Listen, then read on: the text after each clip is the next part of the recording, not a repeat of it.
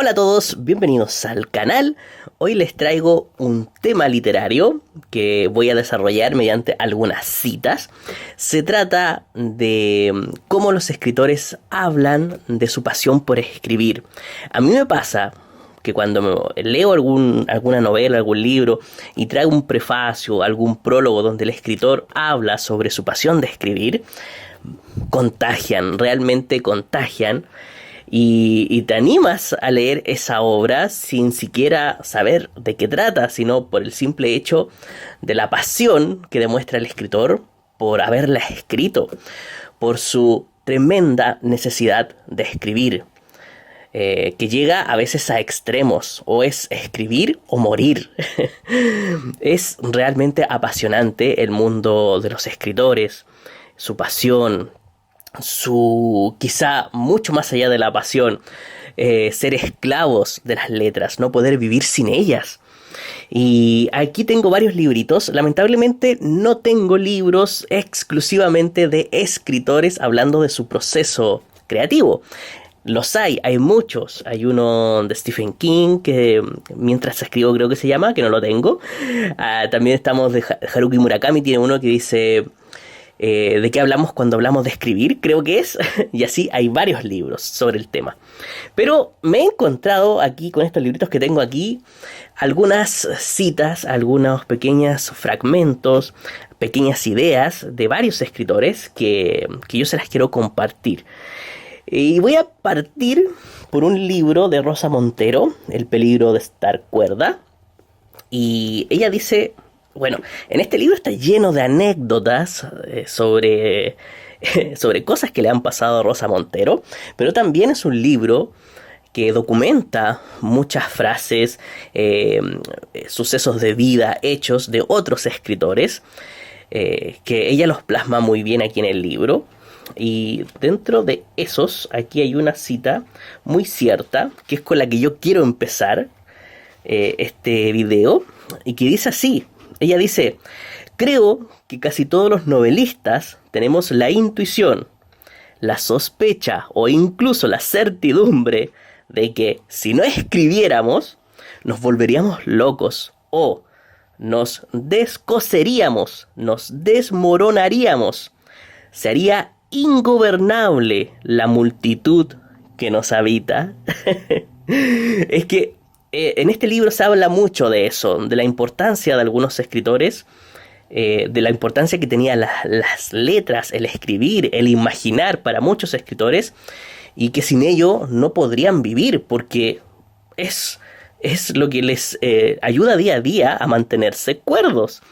Y aquí lo dice muy bien Rosa Montero. Nos desmoronaríamos, sería ingobernable la multitud que nos habita. Yo creo que eso lo dice todo, la multitud que nos habita. Hay mucho dentro de los escritores y tienen esa tremenda necesidad de decirlo, de dejarlo escapar en el papel. Rosa Montero lo sabe. Bien, como primer ejemplo voy a poner a Kafka. Estos son los diarios de Kafka, no sé si ustedes los han leído.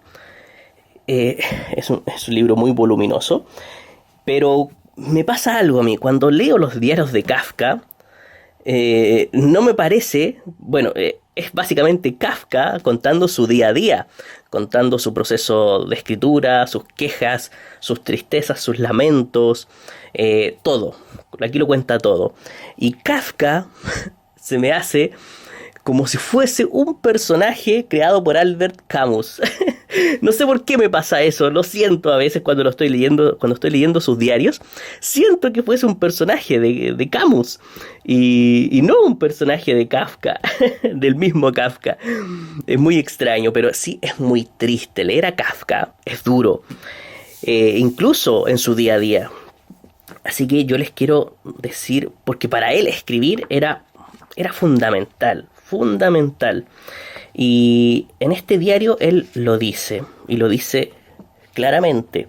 Dice: mi felicidad, mis capacidades y toda posibilidad de que yo sea útil de alguna manera están desde siempre en la literatura.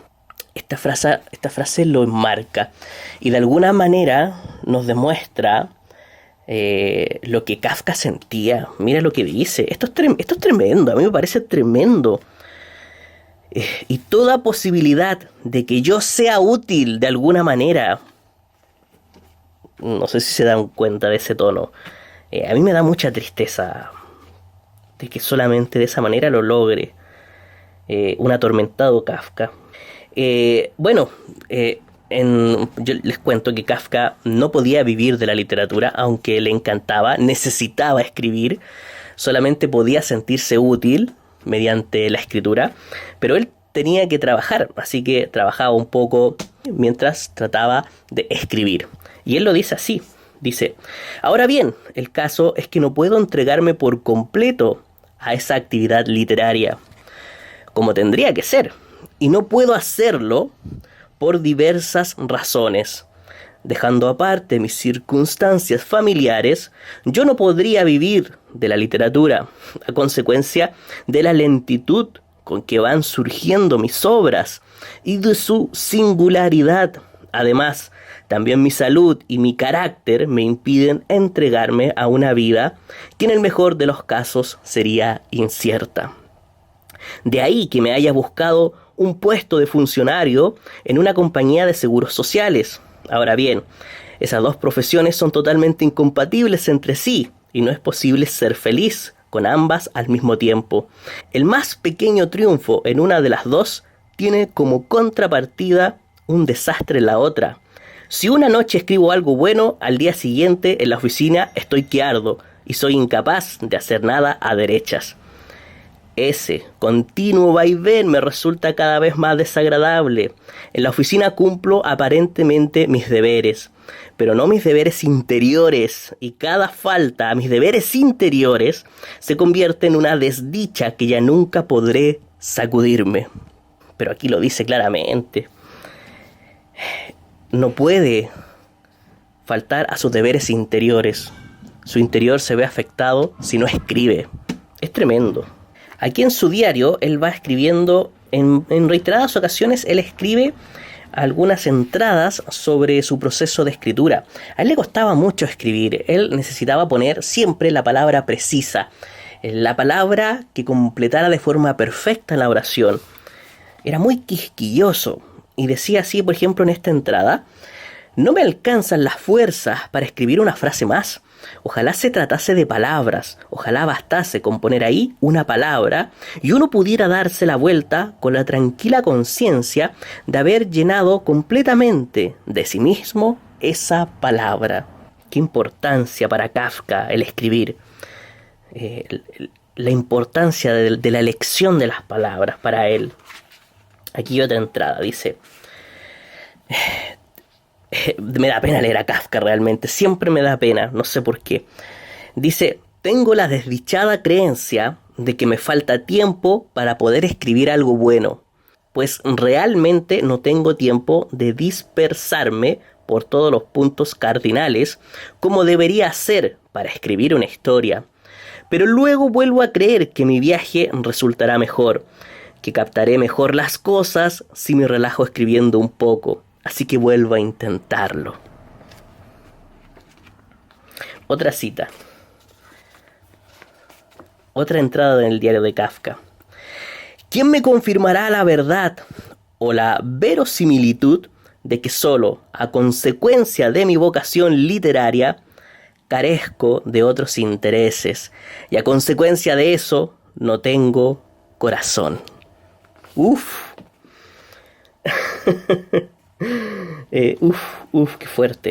Qué fuerte Kafka. Otra entrada, dice: tengo que dejarlo, aunque no me he vaciado del todo, tampoco siento el menor peligro de que pueda perderme, pero aún así me siento desamparado y ajeno. La firmeza que me proporciona escribir lo más mínimo es, sin embargo, indudable y maravillosa. La necesidad de escribir, el soporte que le da la escritura, que le daba la escritura a Kafka, es tremendo, es tremendo. Otro: ayer incapaz de escribir ni una sola palabra. Hoy, nada mejor. ¿Quién me redimirá? Y dentro de mí, en lo profundo, ese tumulto apenas visible. Soy como una verja viviente, una verja que se mantiene en pie y quiere caer. Uy, ¿no se les aprieta el corazón? ¿No se les aprieta el corazón con esta frase? Soy como una verja viviente que se mantiene en pie y quiere caer. Uf, uf. Eh, no puedo con esto a veces. Kafka me supera totalmente. Bueno, se me perdió la otra entrada que tenía marcada, pero ya les di bastantes ejemplos de lo que la escritura era para Kafka. Dentro de su tristeza, de su sensación de ser una persona inútil, la literatura era lo único que lo mantuvo en pie mientras estuvo vivo. Ya, sigamos mejor con Rosa Montero para levantar el ánimo. Ella tiene más energía que Kafka. Ella dice: ser novelista es, en realidad, una actividad bastante rara. Casi diría yo que estrafalaria. Consiste en pasarte una cantidad de tiempo enorme, 2 años o 3, o lo que sea, o los que sean, encerradas solas en una esquina de tu casa inventando mentiras. Y en imaginar esa tontería inviertes lo mejor de tu existencia, tus horas más privadas. Y al cabo de esa travesía alucinada, sacas a la calle el libro y esperas, aguantando el aliento, que alguien lo lea. Que alguien diga: pues a mí me ha interesado, te he entendido, he vibrado con las mismas emociones que tú, he visto el mundo que tú has visto. Porque si no te leen, si lo que has escrito no gusta, ¿en qué se quedarían convertidos esos 2 o 3 años de obsesión? Aquí habla de un personaje que ella crea. Y dice: por eso los escritores somos unos seres tan menesterosos de la mirada ajena. Por eso parecemos vanidosos, buscando siempre el aprecio y el halago. Por eso somos tan terriblemente frágiles ante las críticas. Aquí hay algo más. No solamente es escribir para Rosa Montero, sino también la tremenda necesidad de que la lean. Quizás en un esfuerzo de conectar con los otros, algo que está aislado dentro de ella.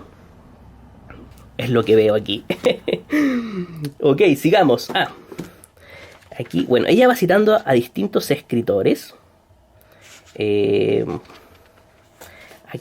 Aquí cita a algunos. Dice, por ejemplo: así que por un lado están nuestras enfermedades, nuestras incapacidades más o menos graves. Y por el otro está el arte, que nos permite sobrellevarlas. El arte, aquí se dan cuenta, el arte como medio de sobrellevar tus problemas interiores. Aquí habla de enfermedades, pero puede ser cualquier cosa que lleves en tu interior y no lo has resuelto. Y el arte te da esa posibilidad. En este caso, escribir. Escribo, aquí pone entre comillas, escribo como si fuera a salvar la vida de alguien. Probablemente mi propia vida, decía Clarice Lispector. Y Rosa Montero dice: o Ray Bradbury. Bradbury decía: escribir es una forma de supervivencia. No escribir, para muchos de nosotros, es morir. Las citas de este tenor son abundantes, que podría llenar con ellas un libro entero. Aquí citó a Bradbury, dice, vamos a volver a leer esta parte, dice: escribir es una forma de supervivencia, decía Bradbury. ¿Por qué no vamos a ver lo que dice el propio Bradbury en El hombre ilustrado? El hombre ilustrado es un libro de cuentos, pero en el inicio dice algo que me encantó. Bradbury nos dice algo genial. Lo dice en la introducción. Aquí habla de los cuentos que él escribe, pero en el inicio no hay ningún spoiler, sino que es algo de él, que para él es importante transmitirlo. Y cuando lo leí, yo dije: aquí hay pasión, aquí hay necesidad de escribir. Bradbury dice, bueno, el título es Bailando para no estar muerto. Una noche, mientras me estaba sirviendo mi amigo camarero, Laurent, en un bar, dice, me habló de su vida. Trabajo, bueno, aquí está hablando el camarero. Diálogo del camarero, dice, trabajo de 10 a 12 horas, a veces 14, me dijo. Y después a medianoche me voy a bailar hasta las 4 o 5 de la mañana. Y me acuesto y duermo hasta las 10 y luego arriba, a las 11 a trabajar, 10 o 12 horas, y a veces 15. ¿Cómo consigue hacerlo?, le pregunté. Fácilmente, dijo, dormir es estar muerto. Es como la muerte, así que bailamos para no estar muertos. No queremos que eso ocurra. ¿Qué edad tiene usted?, le pregunté. 23, me dijo. Ah, dije, y lo tomé gentilmente por el codo. 23, ¿no?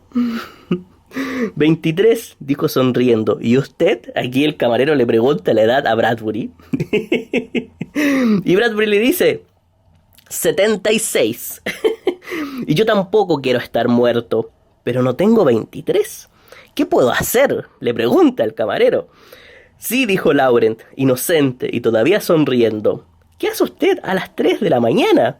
Escribir, dije al cabo de un momento. ¿Escribir?, dijo Laurent, asombrado. ¿Escribir? Para no estar muerto, le dice Bradbury. ¿Cómo usted? ¿Yo?, dice el camarero. Sí, dije sonriendo ahora. A las 3 de la mañana escribo. Escribir para no estar muerto. Para el camarero era bailar para no estar muerto. Pero Bradbury no tiene 23 años. Escribe, su único medio para sentir que está vivo. No los llena de energía de pasar de la tristeza de Kafka a esa energía de Bradbury. Hermoso, qué bonito los escritores cuando hablan de su pasión por escribir. Aquí tenemos otra cita que saca Rosa Montero. En este caso es de Bukowski. Escribir es un don y una enfermedad. Me alegro de haberme contagiado, dice Bukowski. Todos tememos curarnos. En efecto, me preocupa que la felicidad me vuelva perezosa para la escritura, dice Sylvia Plath. Aquí hay dos citas. La primera era de Bukowski, la segunda de Sylvia Plath. Y dice, la de Sylvia Plath decía, todos tememos curarnos. En efecto, me preocupa que la felicidad me vuelva perezosa. Recordemos que Sylvia Plath tenía una tremenda depresión. Y eso era precisamente su gasolina. Su impulso creativo era esa enfermedad. Y si llegaba a ser feliz, ya no podría escribir. Lo dice ahí tal cual. Y Bukowski decía que escribir es un don y una enfermedad y que se alegra de haberse contagiado.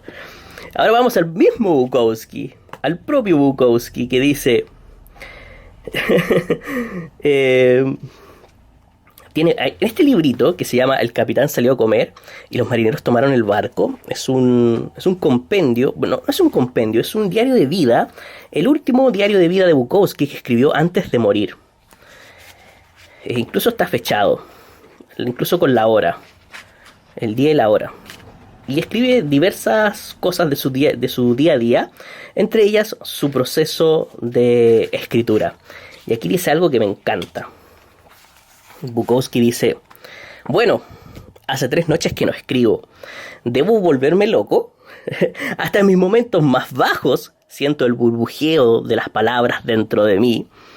Que me gusta esta frase. El burbujeo de las palabras dentro de mí.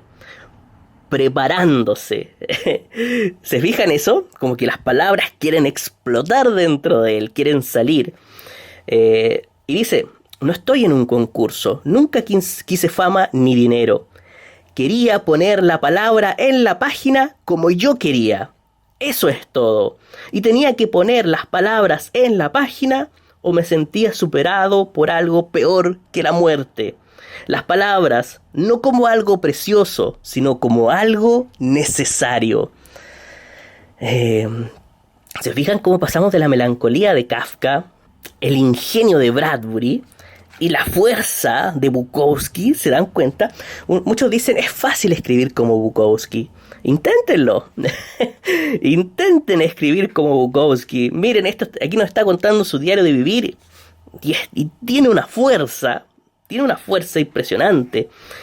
Y así como Kafka tenía que elegir las palabras con cuidado, Bukowski también.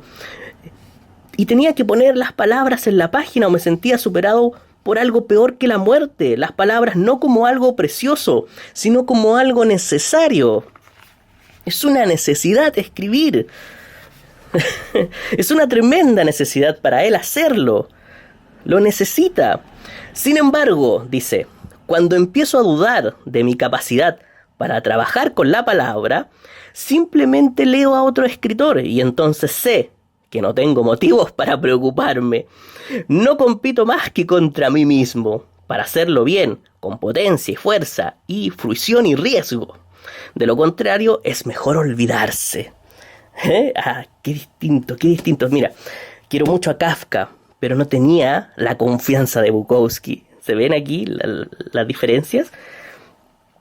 Bukowski dice, te preparas para ser escritor haciendo las cosas instintivas que te alimentan a ti y a la palabra, que te protegen de la muerte en vida.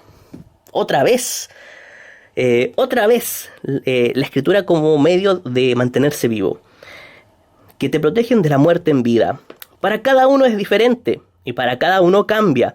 Hubo un tiempo en que para mí significaba beber mucho, beber hasta la locura. Me ayudaba a afilar la palabra, a sacarla, y necesitaba peligro.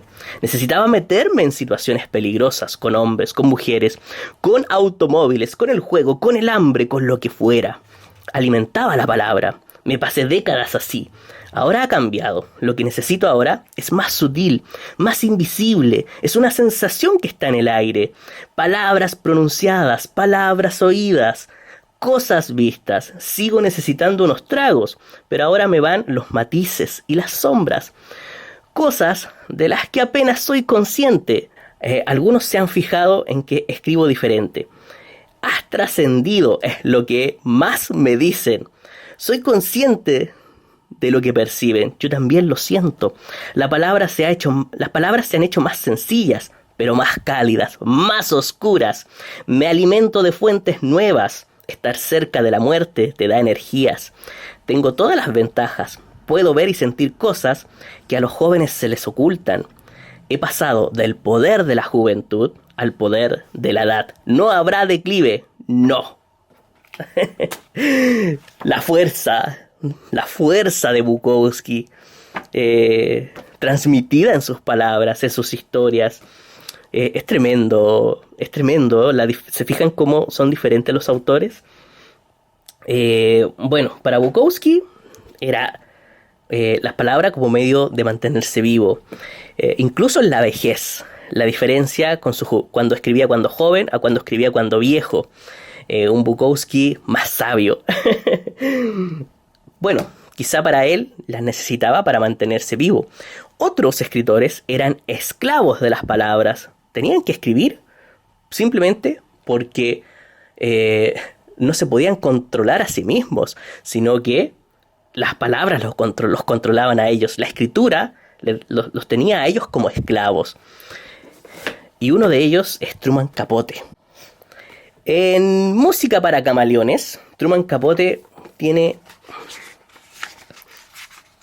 escribe algo antes del libro.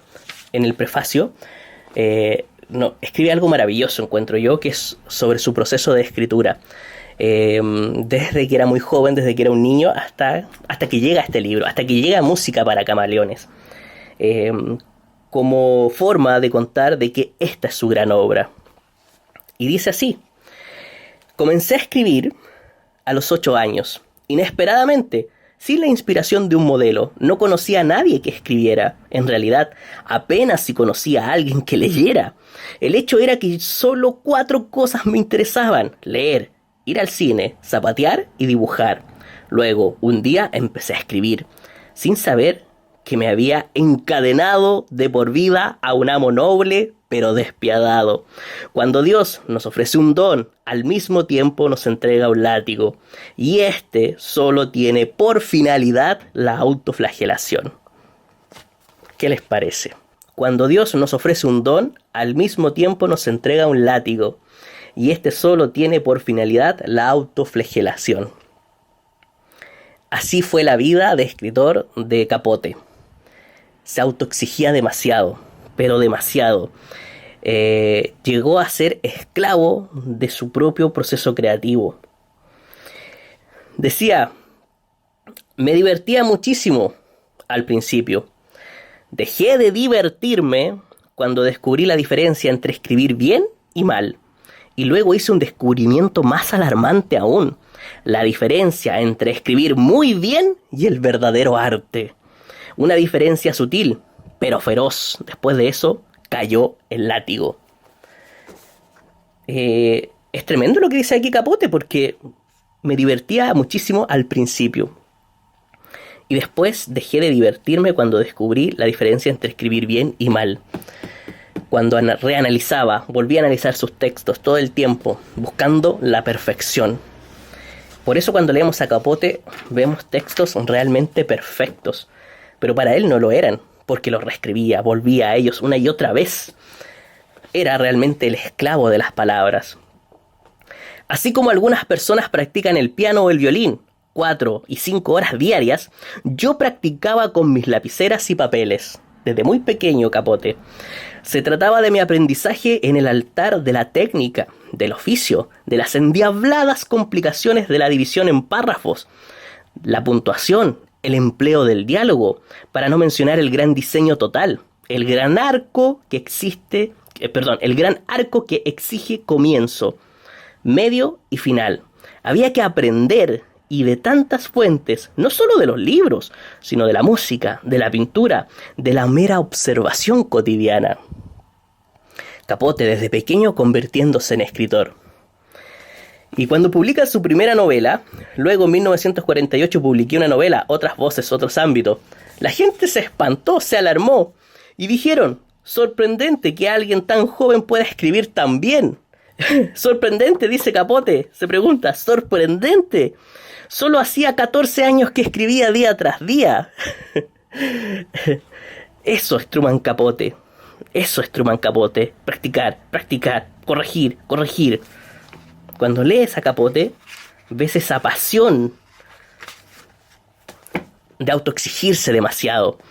Y dice, lentamente, con una alarma que iba en aumento, volví a leer cada palabra publicada en mi vida y llegué a la conclusión de que nunca, ni una sola vez en mi carrera de escritor, había explotado toda la energía ni toda la excitación estética contenidas en el material.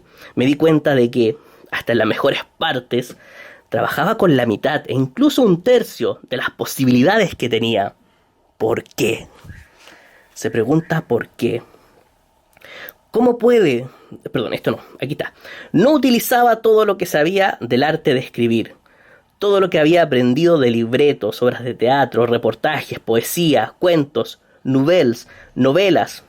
Un escritor debía tener a su disposición sobre su paleta todos los colores, todas las habilidades para poder combinar. Y cuando fuera apropiado, aplicarlas todas simultáneamente. Eso es lo que quería Capote. Todo lo que había aprendido, explotarlo al máximo, en conjunto. Y según él, lo logra en Música para Camaleones.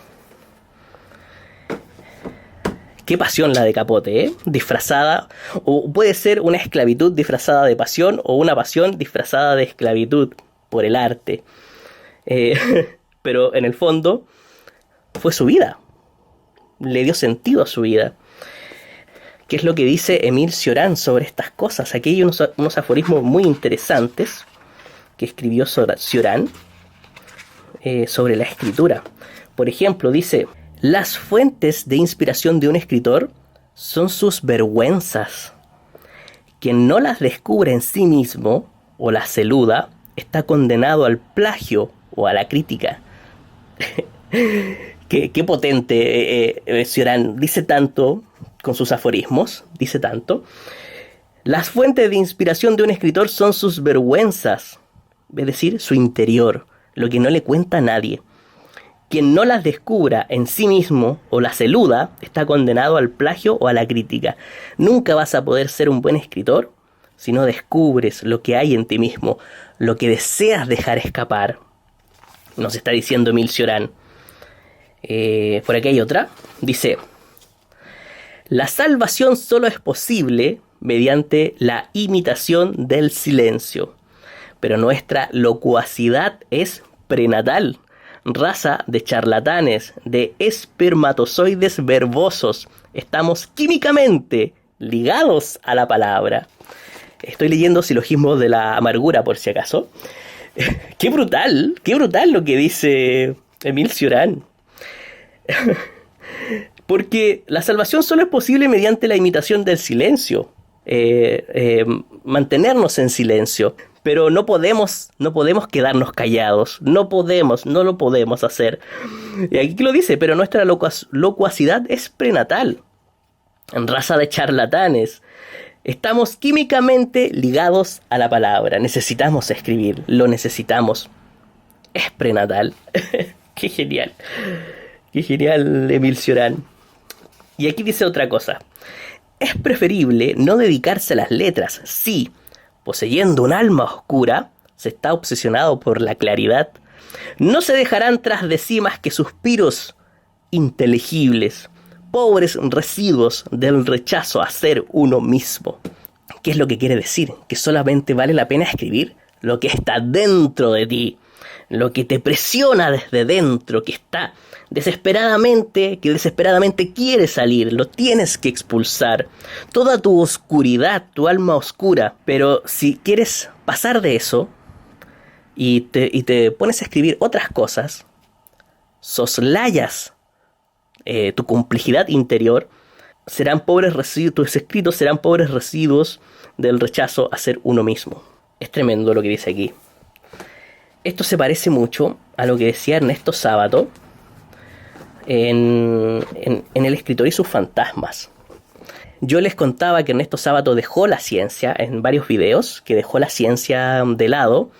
Él era físico, alcanzó la cumbre como físico y luego tuvo que dejar la física, abandonarla, porque estaba sufriendo una tremenda crisis existencial y se dedicó a la escritura y a la pintura. Sábato. Y siempre dijo una cosa muy interesante cuando se trata de novelas. El tema no se debe elegir cuando tú vas a escribir una novela. El tema no se debe elegir. Hay que dejar que el tema lo elija a uno. No se debe escribir si esa obsesión no acosa, persigue y presiona desde las más misteriosas regiones del ser, a veces durante años. No se debe escribir si esa obsesión no acosa, persigue y presiona desde las más misteriosas regiones del ser, a veces durante años. Eso era para Sábato escribir. Eso. Tenía que haber algo en tu interior, algo que te perseguía y que no lo podías entender o controlar por ti mismo, dentro de ti, sino que lo podías hacer solo mediante la escritura. Para Sábato, escribir no era un juego, escribir era la vida misma. Era la vida misma. Lo que yo les contaba, Sábato lo dice aquí. En Antes del Fin, Sábato dice: muchos, con perplejidad, me han preguntado ¿cómo es posible que, habiendo hecho el doctorado en ciencias físico-matemáticas, me haya ocupado luego de cosas tan dispares como las novelas, con ficciones demenciales como el informe sobre ciegos, y finalmente esos cuadros terribles que me surgen del inconsciente? En la mayor parte de los casos, sobre todo en este periodo de mi existencia, me es imposible explicar a los que me interrogan qué quise decir o qué representan. Es lo mismo que uno se pregunta cuando ha despertado de un sueño, sobre todo de una pesadilla. Tanta es su ilogicidad, sus contradicciones. Pero de un sueño se puede decir cualquier cosa menos que sea una mentira. Por eso muchos me dicen: Ricardo, ¿qué quiso decir el túnel? ¿Qué quiso decir Sábato? ¿Qué quiso decir Sábato en Sobre Héroes y Tumbas en el informe sobre ciegos? Ni el mismo Sábato lo sabe. Y Sábato dice: son muchos los que en medio del tumulto interior buscaron el resplandor de un paraíso secreto. Está hablando de personas que buscaron entenderse, salvarse mediante la escritura. Lo mismo hicieron románticos como Novalis, endemoniados como el ingeniero Dostoyevsky. Dostoyevsky era ingeniero, ojo. Muchos matemáticos, muchos, no solamente Sábato y Dostoyevsky, dejaron los números y se fueron hacia su lado irracional, hacia la escritura. Y tantos otros que estaban destinados finalmente al arte. A mí, como a ellos, la literatura me permitió expresar horribles y contradictorias manifestaciones de mi alma, que en ese oscuro territorio ambiguo pero siempre verdadero, se pelean como enemigos mortales. Visiones que luego expresé en novelas, que me representan en sus parcialidades o extremos, a menudo deshonrosas y hasta detestables, pero que también me traicionan, yendo más lejos de lo que mi conciencia me reprocha. Y ahora, desde que mi vista deteriorada me ha impedido leer y escribir, he vuelto al final de mi existencia a aquella otra pasión, la pintura. Lo que probaría, me parece, que el destino siempre nos conduce a lo que teníamos que ser. Qué tremendo Sábato. Aquí lo dice súper bien. Aquí dice algo: a la literatura me permitió expresar horribles y contradictorias manifestaciones de mi alma. Eso que tenía dentro, que le provocaba de seguro algo, una especie de dolor, algo que no podía controlar, lo pudo expresar gracias a la literatura. Dice él que en ese oscuro territorio ambiguo pero siempre verdadero se pelean como enemigos mortales. Esa discusión interna que tenía en su interior la pudo liberar gracias a la literatura como válvula de presión. Nunca me he considerado un escritor profesional, los que publican una novela al año. Por el contrario, a menudo en la tarde quemaba lo que había escrito durante la mañana, y así cuentos, ensayos y obras para teatro los he visto consumirse en el fuego, al que también estaba destinado Sobre Héroes y Tumbas.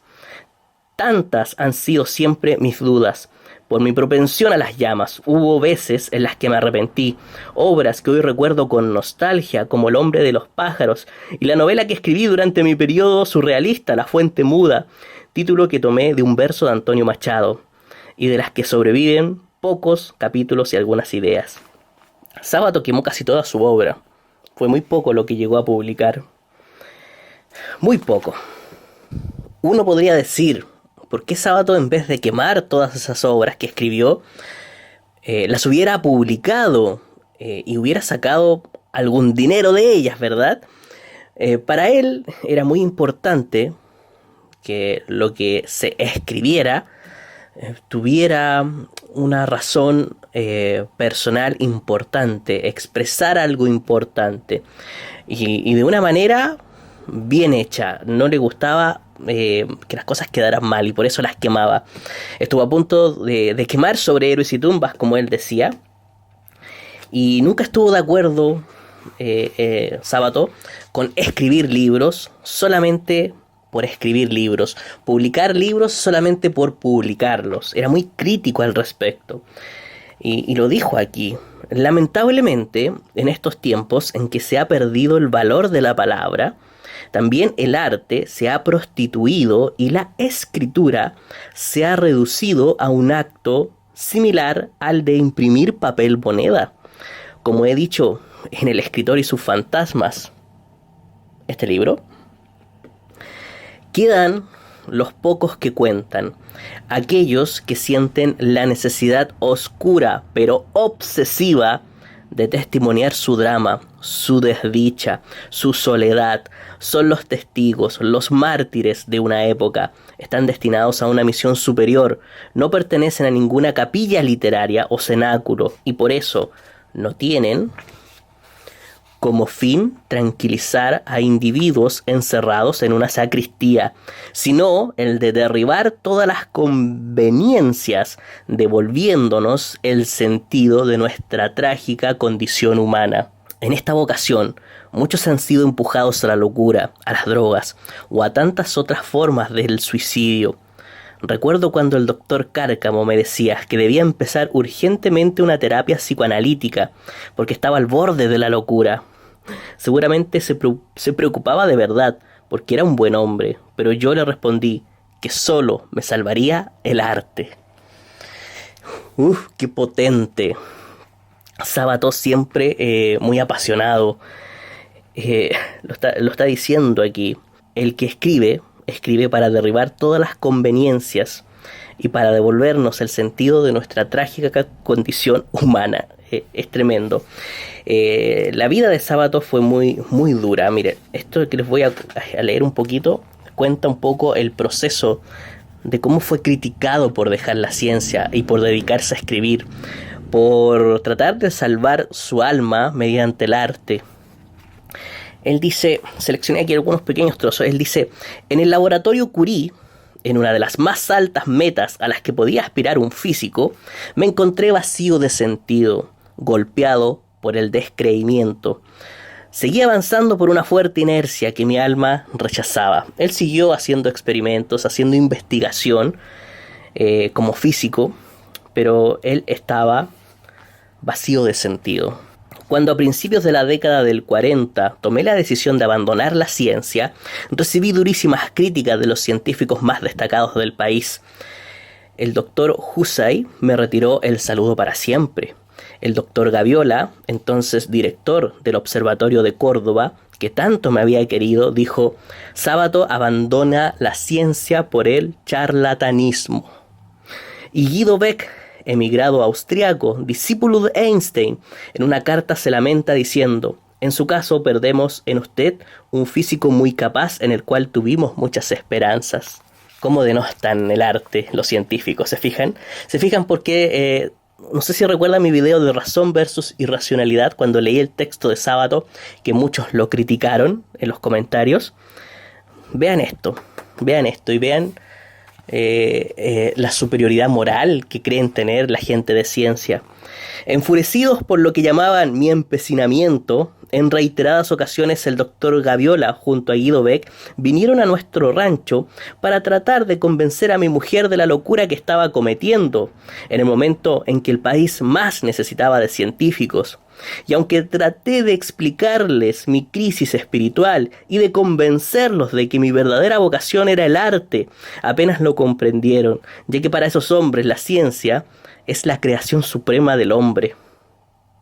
Guido Beck atribuía mi decisión a la ligereza sudamericana, y Gaviola dijo que me perdonaría si algún día lograba escribir una obra como La montaña mágica. Pobre Gaviola, creo que nunca supo que la lectura del túnel lo impresionó al propio Thomas Mann, según anotó en un volumen de sus diarios. Qué fuerte ir contra todos por tratar de salvarte a ti mismo, no seguir a la masa, ser fiel a ti mismo. Eso es Ernesto Sábato. En medio de... Esto es importante. Aquí sucede algo que es un poco fuerte. Dice: en medio de tensiones conocí al biólogo polaco Nowinski, que por mis antecedentes me ofreció un cargo en la UNESCO, confirmado al poco tiempo a través de un telegrama. Debí viajar solo rumbo a París, nuevamente hacia la ciudad en la que había vivido hechos fundamentales, desconociendo aún que allí me aguardaba una nueva crisis. Hundido en una profunda depresión frente a las aguas del Sena, me subyugó la tentación del suicidio. Sábato aquí toca fondo. Aquí lo vemos. Aquí vemos a un hombre que toca fondo. Y lo está diciendo. Una novela profunda surge frente a situaciones límite de la existencia. Dolorosas encrucijadas en que intuimos la insoslayable presencia de la muerte. En medio de un temblor existencial, la obra es nuestro intento, jamás del todo logrado, por reconquistar la unidad inefable de la vida.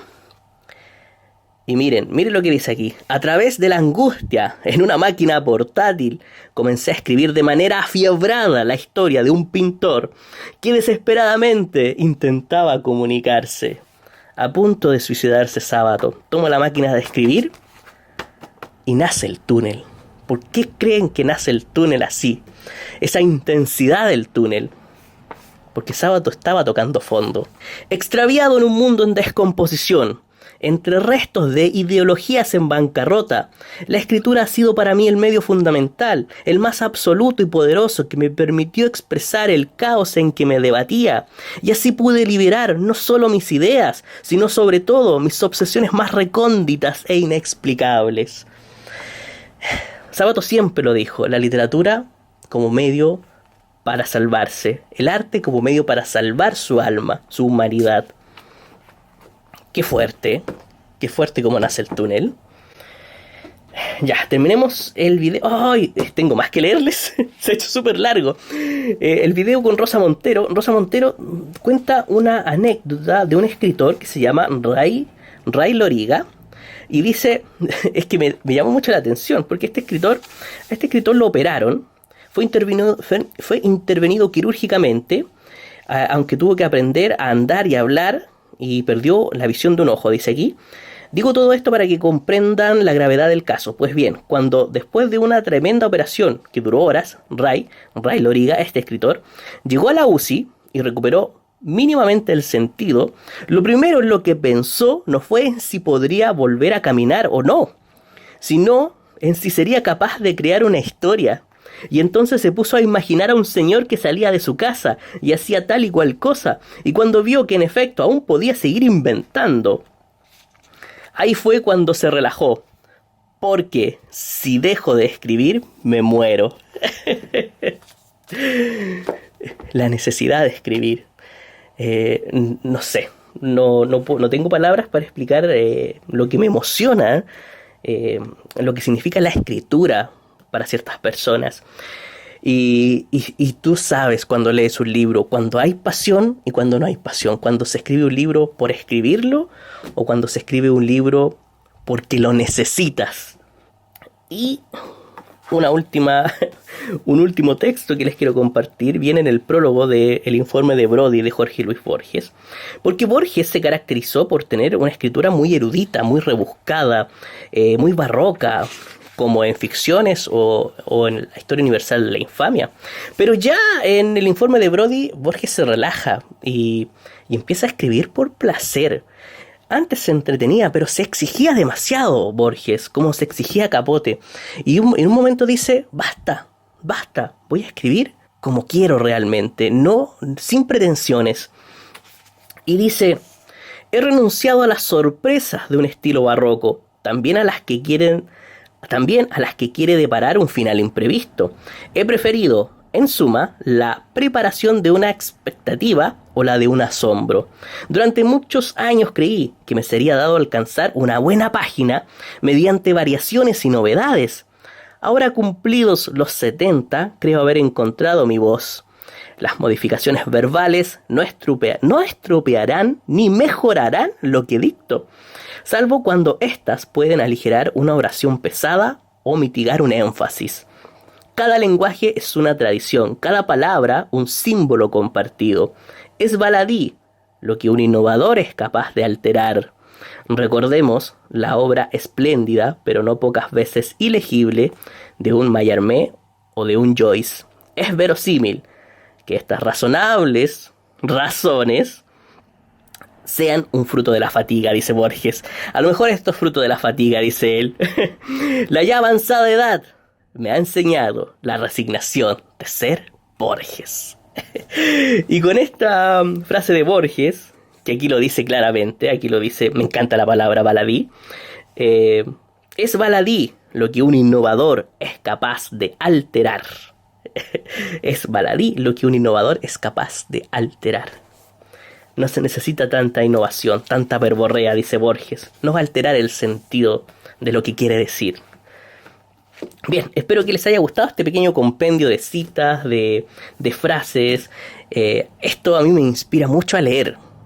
Yo no soy escritor. Lo he intentado, pero no siento esta fiebre, esta pasión que destilan estos escritores.